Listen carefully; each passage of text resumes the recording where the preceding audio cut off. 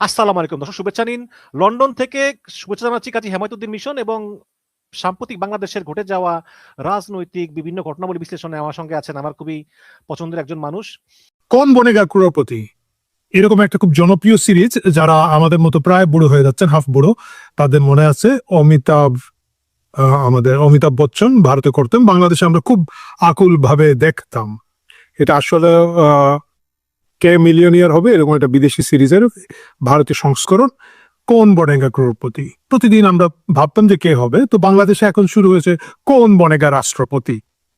চাপে চুপ্পু চুপ্পু সাহেব সেই চাপ সহ্য করতে না পেরে প্রায় অজ্ঞান হয়ে যাচ্ছিলেন, এবং সেই কারণে স্বাস্থ্যগত কারণ দেখে তিনি পদত্যাগ করে গুলশানে ফিরে গিয়েছেন। কিন্তু রাষ্ট্রপতি চেয়ারটা খালি পড়ে আছে, এবং এখনকার আমাদের টেনশন হচ্ছে কে হবে রাষ্ট্রপতি।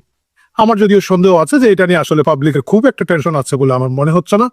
তারপরেও আমরা দেখে নিতে পারি যাদের কথা আসছে তাদের মধ্যে কে হতে পারেন। পুরোটাই সাধারণ গ্যাস। আপনারা এখানের মধ্যে অংশগ্রহণ করতে পারেন কমেন্টের মাধ্যমে এবং আপনাদের ভাবনাটা জানাতে পারেন। আচ্ছা, এই মুহূর্তে যাদেরকে নিয়ে আমরা আলোচনা করব তার মধ্যে প্রথমে রয়েছে নাসিমুল গনি, মন্ত্রী পরিষদ সচিব। কেন রয়েছেন সেটা আমরা যখন তার আলোচনা শুরু করব তখন বলবো। সেকেন্ড চয়েস হচ্ছে ডক্টর মোহাম্মদ ইউনুস, আমাদের মব সম্রাট, মব পিতা, মবের ইত্যাদি ইত্যাদি, আপনারা বাকিটা বুঝে নেন। সেই ফাটকা ফাটকা বলা ঠিক হবে না, এটা ইজ্জত দান অনুযায়ী। তিনি হচ্ছেন ডক্টর মোহাম্মদ ইউনুস, তিনি হচ্ছেন দ্বিতীয়। তৃতীয় চয়েসে শোনা যাচ্ছে বাংলাদেশের প্রথম নারী রাষ্ট্রপতি হতে পারেন আইরিন জুবাইদা খান। আইরিন জুবাইদা খান হচ্ছেন অ্যামনেস্টি ইন্টারন্যাশনালের সাবেক সাধারণ সম্পাদক হিসেবে বিশ্বব্যাপী বিরাট পরিচিত, এবং তিনি এখন আমাদের স্থায়ী প্রতিনিধি হচ্ছেন জাতিসংঘে। আর কিসের জাতিসংঘের স্থায়ী প্রতিনিধি হচ্ছেন? ইউএন স্পেশাল রিপোর্টারের সাথে বাংলাদেশের প্রতিনিধিত্ব করছেন তিনি জাতিসংঘে। তিনি হচ্ছেন তৃতীয় চয়েস। চতুর্থ শোনা যাচ্ছে মির্জা ফখরুল ইসলাম আলমগীর, বিএনপির দীর্ঘদিনের মহাসচিব, তার কথা। এর বাইরে আছেন মঈন খানের কথা শোনা যাচ্ছে, বা আরো অন্যান্য কিছু ত্যাগী নেতা যারা এই মুহূর্তে দায়িত্ব পান নাই, বয়স্ক নেতারা আছেন, তাদের কথা শোনা যাচ্ছে। শুরু করতে চাই আমরা নাসিমুল গনিকে দিয়ে, মন্ত্রী পরিষদ সচিব নাসিমুল গনিকে দিয়ে। তার কে চয়েস করা হবে বলে অনেক বেশি ভাবা হচ্ছে। কেন ভাবা হচ্ছে সেটার একটা প্রেক্ষাপট আছে। প্রেক্ষাপটটা হচ্ছে শাহাবুদ্দিন চুপ্পু যে রাষ্ট্রপতির পদ থেকে পদত্যাগ করতে পারেন, এইটা প্রথমে সামাজিক যোগাযোগ মাধ্যমের মাধ্যমে যিনি লিক করেন তিনি হচ্ছেন প্রখ্যাত সাংবাদিক যিনি আল জাজিরার সাথে কাজ করেন, জুলকারনাইন সায়ের। জুলকারনাইন সায়েরকে তার বন্ধুরা, তার সাবেক বন্ধুরাই বলা যেতে পারে, আদর করে কচু ক্ষেতের সাংবাদিক বলেন। কচু ক্ষেতের সাংবাদিক বলার পিছনে এটা কোনো কারণ না যে ওনার বাসা কচু ক্ষেতে বা কচু ক্ষেত এলাকায়, বা তিনি কচু কাটেন বা এরকম কিছু না। যারা বিশেষ করে ঢাকা মহানগরের এলাকাগুলো নিয়ে পরিচিত না, আমার যারা দর্শক ঢাকার বাইরে, তাদেরকে একটু বুঝিয়ে বলি। কচুক্ষেত হচ্ছে ঢাকা ক্যান্টনমেন্টের একটা এলাকা, এবং সেখানে ডিজিএফআই এর দপ্তর আছে। কচুক্ষেতের সাংবাদিক মানে হচ্ছে ডিজিএফআই এর মাধ্যমে আহরিত যে জ্ঞান সেটা তার মাধ্যমে রিলিজ করা হয়, এটা তার বন্ধু বান্ধবরা, তার সাবেক বন্ধু বান্ধবরা বলে থাকেন, এবং এই জন্য তিনি কচুক্ষেতের সাংবাদিক নামে বেশ পরিচিত। সো সেই জুলকারনাইন সায়ের, যিনি, যার কাছে প্রচুর সোর্স আছে, এবং তার সোর্সগুলো কিন্তু পরবর্তীতে দেখা যায় যে ভালো ভালো সোর্স। এজ ইজ অল, রাষ্ট্রের একটা বিশাল স্ট্রাকচার এবং ডিজিএফআই ফ্যাট যদি হয়ে থাকেন, আর ডিজিএফআই এর যে ব্যাপক তথ্য সংগ্রহের ক্ষমতা পেশাদার ভাবে এবং অন্যান্য লজিস্টিকের কারণে, রাষ্ট্রের অভ্যন্তরে থাকার কারণে, সুতরাং তার তথ্যগুলো সঠিক হওয়ার কথা। এবং তিনি যখন বলেছেন যে শাহাবুদ্দিন চুপ্পু পদত্যাগ করতে যাচ্ছেন, খুব দ্রুতই যাচ্ছেন, তখনও কিন্তু বাংলাদেশের রাজনৈতিক আবহাওয়ায় এটা খুব একটা বোঝা যাচ্ছিল না। মনে হচ্ছিল তারেক রহমানের সাথে চুপ্পু সাহেবের একটা ভালোই সম্পর্ক আছে, খাতির আছে, এবং তিনি হয়তো মেয়াদ পূরণ করে যেতে পারবেন। তো দেখা গেল যে সেটা হলো, এবং কিন্তু দেখা গেল যে উনি হঠাৎ অসুস্থ হয়ে গেলেন এবং এত তাড়াহুড়া করে পদত্যাগ করা শুরু করলেন। এবং ওইখানেই বলা হয়েছে যে নাসিমুল গনিকে বিএনপি পরবর্তী রাষ্ট্রপতি হিসেবে ভাবছে। সুতরাং খবরের প্রথম অংশ যেহেতু ইতিমধ্যে সত্য প্রমাণিত হয়েছে, এই ভিডিওটা যখন রেকর্ড করছি তখন চুপ্পু সাহেব অলরেডি তার গুলশানের বাসভবনে চলে গিয়েছেন। সুতরাং আমরা নাসিমুল গনিকে, খবরের বাকি অংশটাকে গুরুত্ব দিয়ে ভাববো, এবং আমরা ধরেই নিব যেটা সত্য হতে যাচ্ছে। অনেকেই ভাববেন যে নাসিমুল গনিকে দেওয়া মানে হচ্ছে যে এটা ডিপ স্টেটের, তাহলে কি হলো, এটা কি আরেক খলিল সাহেব হইলো, আর একটা খলিল সাহেবের মতো এখানে রিপ্লেসমেন্ট হচ্ছে? আসলে কিন্তু তা না। নাসিমুল গনি মূলত বিএনপির লোক, এবং তিনি যে কেয়ারটেকার সরকারের সময় যে প্রশাসনে ফেরত এসেছেন, তার অবসর মারিয়ে ভাঙ্গিয়ে কিছু একটা আর কি, অবশ্যই শেষ করে এটা কিন্তু আসলে তার বিএনপি কোটায় এসেছেন। নাসিমুল গনির দীর্ঘ সম্পর্ক আছে বিএনপির সাথে। তিনি বেগম জিয়ার সাথে যখন প্রধানমন্ত্রী ছিলেন তখন তিনি প্রধানমন্ত্রী কার্যালয়ের মহাপরিচালক ছিলেন। আমি যদি ভুল না করে থাকি 2006 সালে যখন তিনি এডিশনাল সেক্রেটারি পদে পদোন্নতি পান, তারপরে উনি তৎকালীন রাষ্ট্রপতির একান্ত সচিব ছিলেন। এর মানে হচ্ছে যে বিএনপির খুবই ট্রাস্টেড, খুবই বিশ্বাসযোগ্য একটা লোক, এবং বিএনপির যে প্রশাসনে জামাতের বিরুদ্ধে বিএনপির যে টানাপোড়েনের রাজনীতি ছিল ডক্টর ইউনূসের সময়, সেই সময় তিনি বিএনপি রিপ্রেজেন্ট করতেন। সুতরাং তাকে রাষ্ট্রপতি হিসেবে ভাবেন যদি তারেক রহমান, তাহলে সেটার আমি খুব একটা অবাক হই না। যদিও আমলা থেকে রাষ্ট্রপতি করার নজির আমাদের দেশে নেই, কিন্তু এটা হতে পারে, কারণ এখন তো সবই বেনজির অবস্থায় চলছে, এটা হতেই পারে। কিন্তু এটার একটা টেকনিক্যাল ঝামেলা আছে। টেকনিক্যাল ঝামেলা হচ্ছে আরপিও অনুযায়ী নাসিমুল গনি রাষ্ট্রপতি হতে পারবেন না। কেন পারবেন না তা আমরা একটু দেখি। রাষ্ট্রপতি হওয়ার যোগ্যতা কি? সংবিধানের 48(4) অনুচ্ছেদে বলা হচ্ছে রাষ্ট্রপতি হওয়ার বেশ কিছু যোগ্যতা আছে। নাম্বার 1, 35 বছরের কম বয়স্ক নন, তাকে 35 বছরের বেশি হতে হবে। সংসদ সদস্য নির্বাচিত হবার যোগ্য না হইলে তিনি হতে পারবেন না। এবং এই সংবিধান দ্বারা যদি তিনি এর আগে রাষ্ট্রপতি হিসেবে অভিশংসিত হয়ে থাকেন, আগে যদি তাকে ঘাড় ধরে আগে যদি তাকে খেদিয়ে দেওয়া হয়, তাহলে হবে না। তো ওই দুটাও প্রযোজ্য হবে না নাসিমুল গনির জন্য। কিন্তু সংসদ সদস্য হওয়ার যোগ্যতা একটা বিরাট প্রশ্ন হবে। কেন প্রশ্ন হবে? কারণ বর্তমান সংবিধান অনুযায়ী, আরপিও অনুযায়ী তিনি সংসদ সদস্য হওয়ার যোগ্য নন। সংসদ সদস্য হওয়ার যোগ্যতার অনেকগুলো ক্রাইটেরিয়া আছে। এর মধ্যে একটা অযোগ্যতা হচ্ছে যে কেউ যদি সরকারি চাকুরিতে থাকেন, তাহলে তিনি চাকুরি শেষ করার পরবর্তী 3 বছরে সংসদ সদস্য হওয়ার যোগ্যতা পাবেন না। এটা হচ্ছে গণপ্রতিনিধিত্ব আদেশ আরপিওর 1972-এর 12(1) উপধারা। আমি উপধারাটা স্ক্রিন দেখে পড়ি, তাহলে আমারও ভুল হয় না, আপনাদের ভুল হয় না। প্রজাতন্ত্রের বা সংবিধিবদ্ধ সরকারি কর্তৃপক্ষের বা প্রতিরক্ষা কর্ম বিভাগের কোনো চাকুরি থেকে পদত্যাগ করেছেন বা অবসরে গেছেন এবং ওই পদত্যাগ বা অবসর হওয়ার 3 বছর অতিবাহিত না হয়ে থাকে, তাহলে তিনি সংসদ সদস্য পদে নির্বাচিত হবেন না। একটা প্রশ্ন আসতে পারে যে তিনি তো এই মুহূর্তে নাসিমুল গনি হচ্ছেন চুক্তিভিত্তিক নিয়োগে আছেন সরকারের, তিনি তো সরাসরি চাকুরিতে নাই, তাকে কন্ট্রাক্টের মাধ্যমে আনা হচ্ছে। তার ক্ষেত্রে এটা প্রযোজ্য হবে কিনা? তার ক্ষেত্রে এটা প্রযোজ্য হবে, কারণ গত বছর 2025 সালের ডিসেম্বরের 24 তারিখে হাইকোর্টের একটা রায় আছে এই ব্যাপারে। আমি একটু দেখে নিই। 24শে ডিসেম্বর 2025 সালে এ সংক্রান্ত একটা রিট আবেদন বুধবার 24শে ডিসেম্বর খারিজ করে দেন বিচারপতি মোহাম্মদ বদরুর রহমান এবং বিচারপতি মোহাম্মদ মঞ্জুরুল আলমের বেঞ্চ। তারা বলেন যে চুক্তিভিত্তিক, ওইখানে কিন্তু আদালত বলে দিয়েছে যে চুক্তিভিত্তিকও যদি কেউ নিযুক্ত হয়ে থাকেন, তার ক্ষেত্রে একই ধারা প্রযোজ্য হবে। তারা জিনিসটাকে আর সুস্পষ্ট এবং ব্যাখ্যা দিয়ে পরিষ্কার করেছে। তাহলে কি দাঁড়াচ্ছে? তাহলে নাসিমুল গনিকে যদি রাষ্ট্রপতি করতে হয়, সেক্ষেত্রে সংবিধান পুনরায় সংশোধন করা ছাড়া আর কোনো গতি নেই। আমার মনে হয় না বিএনপি এই মুহূর্তে এত বড় ঝামেলায় যাবে। পছন্দের দ্বিতীয় তালিকায় আমার ফেভারিট স্যার, আমি জানি আমরা সবাই বলেছিলাম স্যার 5 বছর থাকেন, 5 বছর থাকেন, 5 বছর থাকেন, স্যার শুনলো না, স্যার চলে গেল। ডক্টর মোহাম্মদ ইউনূস। ডক্টর মোহাম্মদ ইউনূস হচ্ছেন আমাদের পছন্দের সম্ভাব্য তালিকায় দ্বিতীয়। কারণ অনেক দিন ধরে শোনা যাচ্ছিল যে বিএনপিকে ক্ষমতা দেওয়ার পিছনে একটা মূল কারণই হচ্ছে যে বিএনপি এবং জামাত ডক্টর ইউনূস তারা একটা ক্ষমতা ভাগাভাগি করবেন, এবং সেক্ষেত্রে ডক্টর মোহাম্মদ ইউনূসের রাষ্ট্রপতি হওয়ার একটা বড় সম্ভাবনা আছে।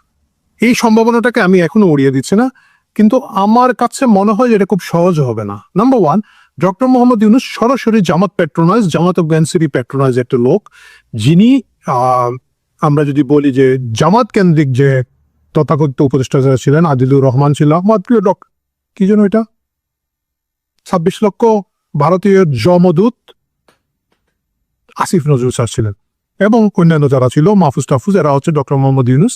এই ব্লকটাকে আবার গণভবনে দিলে যে পাওয়ারের একটা ইমব্যালেন্স হবে, একটা টেনশন থাকবে, তারেক রহমান এই মুহূর্তে সেই টেনশন নিতে রাজি হবেন বলে মনে হয় না। কারণ রাষ্ট্রপতি পদে প্রত্যেকটা দলই চায় খুবই লয়াল একটা লোক, যাকে নিয়ন্ত্রণ করা যাবে, যাকে কন্ট্রোল করা যাবে। এবং এই ক্ষেত্রে বিএনপির ভাগ্য মোটামুটি ভালো। তারা ইয়াজউদ্দিন থেকে শুরু করে অনেক রাষ্ট্রপতিকে পেয়েছিল যারা একেবারে ব্লাইন্ড ভাবে বিএনপি ছিল। একমাত্র দুর্ভাগ্যজনক বিকল্প ছিল বিকল্প ধারার বি চৌধুরী, এবং তাকে শেষ পর্যন্ত রেল লাইনের উপর দিয়ে বিএনপি দৌড়ায় বিদায় করে দিয়েছিল। যাই হোক, ডক্টর মোহাম্মদ ইউনূসকে এখন বিএনপি ওইভাবে চাবে না। এখন আপনারা বলবে যে খলিলকে কি বিএনপি ওইভাবে চেয়েছিল? হয়তো চেয়েছিল, পর্দার আড়ালের গল্প আমরা এতটুকু জানি না। কিন্তু যদি ডিপ স্টেট মনোনীত হিসাবে ডক্টর মোহাম্মদ ইউনূসকে এখানে আসতে হতো, তাহলে এর কিছু লক্ষণ আগে থেকে দেখা যেত। কিভাবে লক্ষণগুলো দেখা যেত? প্রথমত ওনাকে আরেকটা পুরস্কার দিয়ে দিত। নিশ্চয়ই আরো অনেক পুরস্কার মেডেল বাংলাদেশে না পৃথিবীতে আছে যেগুলা তাকে রিসেন্টলি দেওয়া হতো, যে এবং তার ইমেজ বিল্ড আপ করা হতো, যেটা করা হয় নাই। বাস্তবতা হচ্ছে যে নির্বাচনের আগে ডক্টর মোহাম্মদ ইউনূসের ইমেজ এত খারাপ ছিল, মব সম্রাট হিসাবে সন্ত্রাসী গোষ্ঠী, জঙ্গি গোষ্ঠী এবং যুদ্ধাপরাধীদের পেট্রন হিসাবে তাকে যেভাবে চিহ্নিত করা গেছে, যেভাবে জনসমক্ষে পরিষ্কার করে দেখা গিয়েছে, তারপরে ধরেন তার নিজে 666 কোটি টাকার কর মুক্তি, এই লাইসেন্স ওই লাইসেন্স নেওয়ার মাধ্যমে তাকে একটা লোভী, প্রতারক, ভণ্ড লোক হিসাবে জনসমক্ষে প্রকাশ করা হয়েছে। ডিপ স্টেট যা করে থাকে, আপনার বিশ্বের বিভিন্ন দেশে থাকবেন, এই সব নোবেল বিজয়ীদেরকে যখন ক্ষমতায় আনা হয়েছে, they became one time cup, glass, tissue paper, whatever you said, এদেরকে কিন্তু ডিপ স্টেট পরবর্তীতে আর ব্যবহার করা নাই। তাদেরকে কিন্তু রাজনীতিতে খুব দীর্ঘ সময় রাখা হয় নাই। সেটা আপনি আফগানিস্তানে যদি দেখেন, আমাদের পার্শ্ববর্তী দেশ হিসেবে আমি আফগানিস্তানের কথা বলছি, মায়ানমারে যদি দেখে থাকেন, এদের কিন্তু আবার ক্ষমতায় ফেরত আসার কোনো পথ ডিপ স্টেট, আপনারা জানেন কারা, তারা রাখে নাই। এটা ওয়ান টাইম ক্রাইসিস মুহূর্তে এদেরকে আনা হয় এবং এদের মাধ্যমে দ্রুত চুক্তি, মুক্তি, হাবি জাবি যা যা করো তারা করে স্বার্থ উদ্ধার করে ফেলে। এখানে ডক্টর মোহাম্মদ ইউনূসের এই মুহূর্তে যে ইমেজ, সেটাও আমার কাছে মনে হচ্ছে না যে তারা এই বিষয়ে তারেক রহমানকে খুব একটা চাপ দিবে। ডক্টর মোহাম্মদ ইউনূসের এই পর্ব এখানে শেষ। তাকে যা ব্যবহার করার করে তারা মুখ মুছে বা হোয়াট এভার, মুখ বলেন পাঁচপালা ঠিক হবে না, ওই মুছে ফেলে দিয়েছে। তাহলে দেখা যাচ্ছে যে নাসিমুল গনি ফার্স্ট চয়েস আমারও কাছে মনে হচ্ছে সম্ভবই না, এটা বেশ জটিলতা। ডক্টর মোহাম্মদ ইউনূসের ক্ষেত্রে সম্ভাবনা কম দেখছি। তৃতীয় পছন্দ হিসাবে আছে আইরিন জুবাইদা খান। আইরিন জুবাইদা খান আমার ব্যক্তিগত ভোট, সিলেটি মানুষ, আপনারা জানেন যে একটা সিলেটিদের মতো টান হাতে, যাই হোক ওই পর্ব বাদ দেন। আইরিন জুবাইদা খান, তিনি মূলত আন্তর্জাতিকভাবে পরিচিত পেয়েছে। তিনি একজন মানবাধিকার আইনজীবী, ব্রিটিশ বাংলাদেশি। তাকে সম্প্রতি বাংলাদেশ সরকার আরেকবার নিয়োগ, মানে তাকে বাংলাদেশ সরকারের সার্ভিসের জন্য নিয়োগ দেওয়া হয়েছে। জাতিসংঘে বাংলাদেশের প্রতিনিধিত্ব তিনি করছেন। বেশ একটা ঢাকঢাক গড়গুড় আছে যে তাকে করা হতে পারে। কেন করা হতে পারে? এর একটা যোগ্যতা বলা হচ্ছে, আইরিন জুবাইদা খান হচ্ছেন তারেক রহমানের স্ত্রী ডাক্তার জুবাইদার কাজিন এবং তারা ওই যে বললাম সিলেটি, মানে কিছু পরিবার তারা খুবই ঘনিষ্ঠভাবে একে আরেক সাথে সম্পর্কিত। মাহবুব আলী খান যিনি জুবাইদা রহমানের বাবা, তাদের সাথে পারিবারিক সূত্র এবং কাজিন, সেটা হচ্ছে পারিবারিক একটা আস্থার জায়গা তৈরি হচ্ছে। আইরিন খানকে দিলে যেটা হবে, আন্তর্জাতিক একটা রেপুটেশন আছে তার, আন্তর্জাতিক যোগাযোগ এবং কূটনৈতিক জায়গায় বিএনপিও একটা অ্যাডভান্টেজ পাবে, পরিবারের সদস্য বিশ্বাস করা যায়। সুতরাং আইরিন খান একটা চয়েস হতে পারেন। কিন্তু আইরিন খানের চ্যালেঞ্জটা হচ্ছে, আইরিন খান বাংলাদেশের রাজনীতি, বাংলাদেশের কূটচাল, বাংলাদেশের সঠতা, বাংলাদেশের যে ধান্দাবাজ এবং পলিটিক্সের ভিতর দিয়ে যে কাহিনীগুলো করতে হয়, এই বিষয়ে তার জ্ঞান খুব একটা নাই, তিনি ফ্যামিলিয়ার নন। এবং তাকে যদি রাষ্ট্রপতি দেওয়া হয়, রাষ্ট্রপতি ক্রাইসিস মুহূর্তে বিএনপি যে সার্ভিসটা তাদের কাছ থেকে আশা করে থাকে, এটা পাবে না।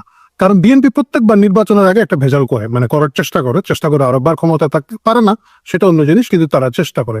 এবং সেই সময় তাদের একজন খুবই লয়াল, অন্ধ, চাটুকার টাইপের রাষ্ট্রপতি প্রয়োজন, যেটা তারা ধরেন এর আগে পেয়েছিল আব্দুর রহমান বিশ্বাসকে। আপনাদের মনে আছে 96 সালে সেনাবাহিনীর সাথে যখন একটা টেনশন তৈরি হয়, আব্দুর রহমান বিশ্বাস তিনি কিন্তু খুব শক্তভাবে বিএনপি পক্ষে থেকে ওই জেনারেল নাসিমের কুটা বন্ধ করে দিতে পেরেছিলেন, প্রতিহত করতে পেরেছেন। তারপরে যদি আছেন ইয়াসুদ্দিন নয়, কি যেন, ইয়াজউদ্দিন সাহেব যখন আবার একটা 2006-07 সালে ঘোট পাকালেন, তিনি কিন্তু একেবারে হাওয়া ভবনের প্রেসক্রিপশন অনুযায়ী চলেছেন। এতে খুবই অসম্মানিত হয়েছেন বেচারা বুড়ো বয়সে, কিন্তু তিনি বিএনপির কথা শুনেছেন। বিএনপি ওইখানে যে লয়াল লোকটা চায়, যার কোনো চোখের চামড়া থাকবে না, এই জিনিসটা আসলে আইরিন খানের মাধ্যমে তারা আদৌ উদ্ধার করতে পারবে কিনা, এটা নিয়ে আমার সন্দেহ আছে এবং আমার জানা তারেক রহমানের সন্দেহ আছে। কারণ আইরিন খানকে তার আন্তর্জাতিক একটা রেপুটেশন রক্ষা করতে হবে। তিনি চাইলেই পরবর্তীতে যা ইচ্ছে তা করতে পারবেন না। এবং সেটা যদি হয়, আইরিন খানকে হয়তো বিএনপি এইখানে খুব সিরিয়াসলি আমার মনে হয় না যে বিবেচনা করবে। আর আত্মীয়তা যে খুব একটা কাজে লাগে না, সেটা শেখ হাসিনার কে দেখে লোকজন বুঝেছে। বোনের জামাই, কুয়াতো বোন না খালাতো বোনের জামাই যেন ছিল না আমাদের প্রিয় যারা ওয়াকার স্যার, সেই ওয়াকার স্যারকে দেখেই লোকজনের শিক্ষা হয়ে গেছে। সো এইটাও একটা বড় অপশন হতে পারে না। মির্জা ফখরুল ইসলাম আলমগীর কি রাষ্ট্রপতি হতে পারবেন? আমি জানি যে মির্জা ফখরুলকে নিয়ে লোকজন বেশ জনপ্রিয়, মানে জনপ্রিয় একটা দাবি আছে, যে চাহিদা আছে বা প্রত্যাশা আছে, যদি বলি দাবি হবে না, বা প্রত্যাশা আছে যে মির্জা ফখরুল ইসলাম আলমগীর বাংলাদেশের রাষ্ট্রপতি হতে পারেন। কেন? কারণ তিনি দীর্ঘদিন বাংলাদেশে থেকে শেখ হাসিনা বিরোধী বা আওয়ামী লীগ বিরোধী আন্দোলনে নেতৃত্ব দিয়েছেন। যখন খালেদা জিয়া অসুস্থ ছিলেন, খালেদা জিয়া কারাগারে ছিলেন, তারেক রহমান দেশে ছিলেন না, তিনি কিন্তু চেষ্টা করেছেন এই সংগঠনটাকে ধরে রাখতে, বিএনপিকে ধরে রেখেছেন, রক্ষা করেছেন, এবং তাকে লোকজন ভদ্রলোক রাজনীতিবিদ হিসাবে চিনে। মানে এই রেপুটেশনটা যাদের আছে বাংলাদেশে খুব কম লোকের আছে, তার মধ্যে মির্জা ফখরুল ইসলাম আলমগীর একজন। তাকে লোকজন ফালতু কথা বলতে দেখে নাই। তাকে তাকে এক ধরনের রেসপেক্ট সবাই করে। মানে আমি বলছি না যে শুধু বিএনপি করে, অন্যান্য দলের মধ্যেও তার একটা গ্রহণযোগ্যতা আছে, যেমন লোকটা মোটামুটি ভদ্রলোক। সুতরাং এটা একটা ন্যাচারাল চয়েস হওয়া উচিত যে মির্জা ফখরুলের যে বয়স টয়স চিন্তা করে যে তাকে হয়তো একটা রাষ্ট্রপতি পদ দিয়ে সম্মান দেওয়া যেতে পারে। আওয়ামী লীগ কিন্তু এর আগে করেছে, আমরা দেখেছি যে জিল্লুর রহমানকে করেছে বা হামিদ সাহেবকে করেছে। এর পিছনে মূলত এটাই ছিল যে একটা রিটায়ারমেন্টের আগে একটা প্রপার সম্মান দিয়ে দীর্ঘদিনের পার্টি লয়ালিটিকে একটা রিকগনিশন দেওয়া আর কি। আমার কাছে মনে হয় এটা মির্জা ফখরুলের ক্ষেত্রে ঘটবে না। আপনারা যারা রাজনীতির খোঁজ খবর রাখেন তারা জানেন যে মির্জা ফখরুল কিন্তু সরাসরি মহাসচিব হতে পারে না। দীর্ঘদিন তাকে ভারপ্রাপ্ত মহাসচিব রাখা হয়েছিল, বছরের পর বছর। ইভেন আমরা লেখালেখি করেছি তখন, বছরের পর বছর তাকে ভারপ্রাপ্ত মহাসচিব রাখা হয়েছিল। এর মানে হচ্ছিল যে বিএনপি, বিশেষ করে তখন যখন তারেক রহমান দেশ চালান, Tarique Rahman was not good, তার গুড বুকে মির্জা ফখরুল ছিলেন না। কারণ তখন কিন্তু আসলে ওইভাবে বিএনপিতে মহাসচিব করানো তো আরো কোনো লোকজন ছিল না। বিরোধী দলে আছে স্ট্রাগল, ফাইট, মামলা, হামলা, বিভিন্ন ধরনের চ্যালেঞ্জের মোকাবেলায় কিন্তু মির্জা ফখরুলকে তারা শেষ পর্যন্ত বাধ্য হয় যখন কয়েক বছর পরে মহাসচিব করেন। কিন্তু তাকে কিন্তু প্রথমেই করা যেত, কারণ তিনি যুগ্ম মহাসচিব থেকে উঠে আসা লোক, তাকে করে নাই। এবং এটা না করার পিছনে মালিক পক্ষের আস্থার অভাব হিসাবে দেখা যায়। সেই আস্থা যে এখনো খুব একটা ফেরত এসেছে, তাকে কিন্তু বর্তমানে মির্জা ফখরুলের যে গুরুত্ব দেখি আমরা, সেটা তাকে বোঝা যাচ্ছে না। বিশেষ করে শিলং যাই হোক, আপনারা জানেন সালাউদ্দিন সাহেব ফেরত আসার পরে মির্জা ফখরুল ইসলাম বয়সের কারণেও আছে, তার একটা বয়সও হয়ে গেছে, শারীরিক চ্যালেঞ্জ আছে, কিন্তু তাকে ওই গুরুত্ব, ওই সম্মান বিএনপিতে এই মুহূর্তে দেওয়া হচ্ছে বলে পর্যবেক্ষক হিসাবে আমার কাছে মনে হয় না।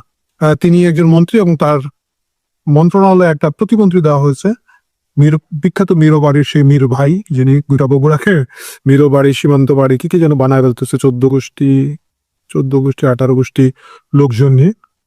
সেই শাহে আলমকে বরঞ্চ আমরা অনেক বেশি অ্যাক্টিভ, অনেক বেশি গুরুত্ব দিতে দেখছি আমরা সরকার, এবং মানে ভিজুয়ালি তাকে দেখা যাচ্ছে।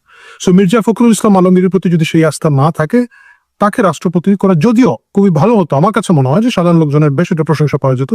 তারেক রহমান হয়তো মির্জা ফখরুলকে রাষ্ট্রপতি ভাববেন না।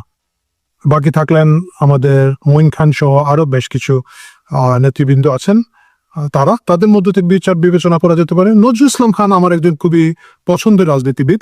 নজরুল ইসলাম খান কিন্তু বেশ গুরুত্ব বিএনপিতে আছে, যদিও তিনি নির্বাচন করেন না বা সেখানে নাই, কিন্তু তাকে সম্প্রতিও বিএনপিতে এক ধরনের ভাবগাম্ভীর্যপূর্ণ সম্মান দিতে আমরা দেখেছি, বিশেষ করে খালেদা জিয়ার জানাজার সময় বা ওই টাইমে নির্বাচনকালীন সময় তাকে বিএনপি সামনে এনেছে। সুতরাং পলিটিশিয়ানদের মধ্যে থেকে দিলে আমার কাছে মনে হচ্ছে যে নজরুল ইসলাম খান হয়তো বিএনপির একটা ভালো চিন্তা ভাবনার মধ্যে আছে এবং তার একটা সম্ভাবনা আছে।